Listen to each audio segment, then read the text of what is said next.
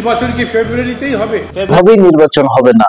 নির্বাচনের ডেডলাইনের আগে, বিচারের ডেডলাইন আগে বাংলাদেশে জুলাই যোদ্ধার শহীদ পরিবার নির্বাচনের ডেডলাইন প্রত্যাখ্যান করতে বাধ্য। জুলাই যুদ্ধ হয়েছে, জুলাই যুদ্ধ এর বিচার ও সংস্কার না হওয়া পর্যন্ত কোন নির্বাচন হবে। আমরা নির্বাচন আগে চাই না, আগে চাই সংস্কার। সংস্কার না হওয়া পর্যন্ত যদি নির্বাচন দেওয়া হয় তাহলে যে লাউ সেই। এই দেশের সাধারণ জনগণ নির্বাচনের আগে সংস্কার চাই।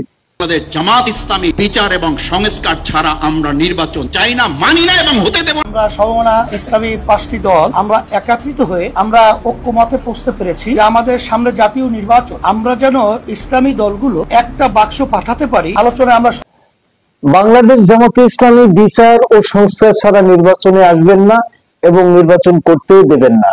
ইসলামী রাষ্ট্র ব্যবস্থা কায়েম হবে, নইলে আমরা লড়াই করতে করতে আল্লাহর দরবারে যা উপস্থিত হয়ে যাব। ওলামায়ে কেরামকে বাদ দিয়ে এই বাংলাদেশ আগামী দিনে চলবে না। রাজাকারের বাচ্চারা বাংলাদেশ মানে না, যারা নিজামীর ছবি, গোলাম আজমের ছবি ওখানে টাঙ্গায়, যারা বাংলাদেশ মানে না, এদের ভিতরে হলো পাকিস্তান। ইসলামিক দলগুলোর দাবি এই দেশে ইসলামিক শাসন, শরিয়া আইন চালু তারা করতেই, এই আইন চালু করতেই হবে। সব ছাত্র শিবির থেকে বাইরে আসছে অথবা জামাতগত 5 বছর যাবত এদেরকে এইসব আকাম কুকাম করার জন্য ট্রেনিং দিচ্ছে। এরা ইয়াজিদের বংশ। এখনই যে তোমরা সন্ত্রাসী কায়দায় বক্তব্য রাখছো। হাসিনা পালাইছে, ডক্টর ইউনূস আপনাকে পালাইতে দেওয়া হবে না। আপনাকে জোর করে কয়লা গদিতে রাখবো। সংস্কার এবং বিচার যেটা আমাদের জুলাই যোদ্ধাদের দাবি আপনাদের মানতে। জামাত ইসলাম বেশি বাড়াবাড়ি করলে ওদের পাকিস্তানে চলে যেতে হবে। জামাতে ইসলামী নাকি তৈরি হয়েছে ছাত্র শিবির থেকে। এবারে আওয়ামী লীগের ফটোকপি, আওয়ামী লীগের সব ওই কপি কি করেছে ওই ভিডিওগুলো মনে হয় দেখে যে আমরাও কিভাবে করে এইভাবে নেতৃত্বে আসতে পারি। বিএনপি ট্রাপেই পা দিচ্ছে, 2 বছর ক্ষমতা থাকবে সর্বোচ্চ, ছাত্ররা আবার আন্দোলন করে এইভাবে পিটাবে, কোনো সন্দেহ। শেখ হাসিনার মতো করে ডক্টর ইউনূস নাকি দেশ থেকে পালাচ্ছে। সাহেব চরমনাই চাইলে বাংলাদেশের প্রধানমন্ত্রী হইতে পারে, জামাতের আমির চাইলে প্রেসিডেন্ট হইতে পারে, প্রধানমন্ত্রী হইতে পারে, আমানুল সাহেব চাইলে সংসদের স্পিকার হইতে পারে। সে পালালো কি করে? সশস্ত্র বাহিনী 3 বাহিনীর প্রধান মিলে তাকে বাংলাদেশ থেকে জীবিত অবস্থায় যেতে দেওয়া হয়েছে। তোমরা যেটাকে 5ই আগস্ট বিজয় বলতেছো, আসলে ওটা পরাজয়। নির্বাচন নিয়ে জামাতে ইসলামী বেশি বাড়াবাড়ি করলে তাদেরকে পাকিস্তানে পাঠিয়ে দেওয়া হবে। আসলে ক্ষমতায় যাওয়ার জন্য তারা মরিয়া হয়ে। বিএনপি নাকি আওয়ামী লীগকে অনুসরণ করেই রাজনীতি করতে চায়, ক্ষমতায় যেতে চায়।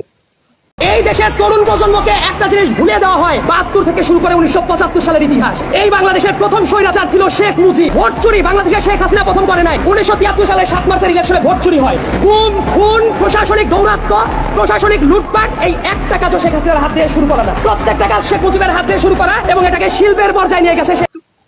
ইসলামিক দলগুলো চাইলেই নাকি স্পিকার, প্রধানমন্ত্রী, প্রেসিডেন্ট হতে পারে। পবিত্র জুম্মা নামাজের পরে বিএনপির একটি ফেস্টন মসজিদের মধ্যে টাঙিয়ে সেখানে রাজনৈতিক আলাপ আলোচনা করে বিএনপির। শেখ হাসিনা নাকি পালায়নি, তাকে সসম্মানে ভারতে রেখে এসেছে বাংলাদেশের সশস্ত্র বাহিনী।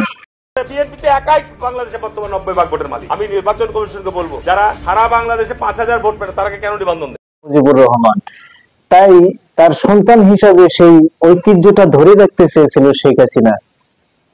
শেখ মুজিবুর রহমান, যার জনপ্রিয়তা ছিল আকাশচুম্বী, সে আকাশচুম্বী জনপ্রিয়তা থেকে মাটির সাথে ধসিয়ে দিল কারা? তাদেরকে আপনি মন্ত্রী বানিয়েছেন। আপনার পিতার যে দশা তারা করেছিল, এরাও আপনার সেই দশা করে ছাড়বে। দেলোয়ার হোসেন সাঈদী একটি ভবিষ্যৎবাণী করে গিয়েছিলেন, যা এখনকার সময় সম্পূর্ণ মিলে যায়।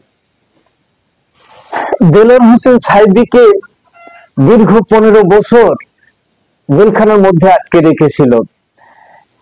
অবশেষে জেলখানা থেকে নাটকীয়ভাবে হাসপাতালে নিয়ে যেয়ে সেখানে ইনজেকশন পুশ করে তাকে হত্যা করা হয়। ইন্না লিল্লাহি ওয়া ইন্না ইলাইহি রাজিউন। আল্লাহ পাক আল্লামা দেলোয়ার হোসেন সাঈদীকে জান্নাতুল ফেরদাউস দান করুক, জান্নাতের উচ্চ মাকাম দান করুক।